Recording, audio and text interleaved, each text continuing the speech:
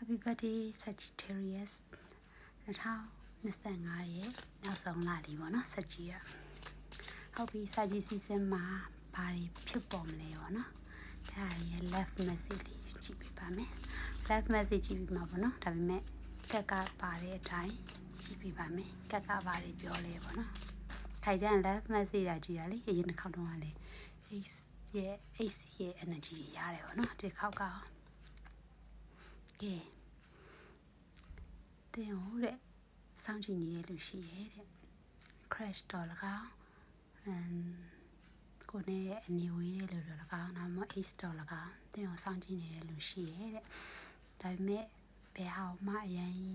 စိတ်ခံစားမှုတွေရမ်းသွားနေပါတော့ဘယ်အရာကိုပဲကြည့်ကြည့်ကိုက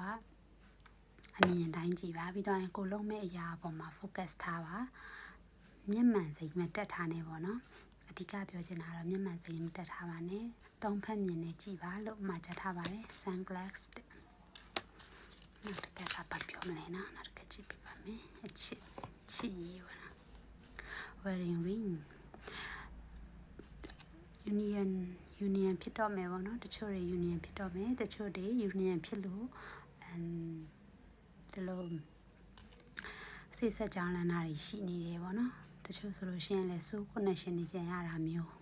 ဒီလိုမျိုးလေးရှိနေတယ်တဲ့တချို့ကြတော့လည်းကိုယ်ဂတိပေးထားတဲ့လူတွေကဂတိတည်ဖို့အတွက်ပြန်လာတာမျိုးလေးရှိတယ်ပေါ့နော်ဒါလေး message ရထားပါတယ်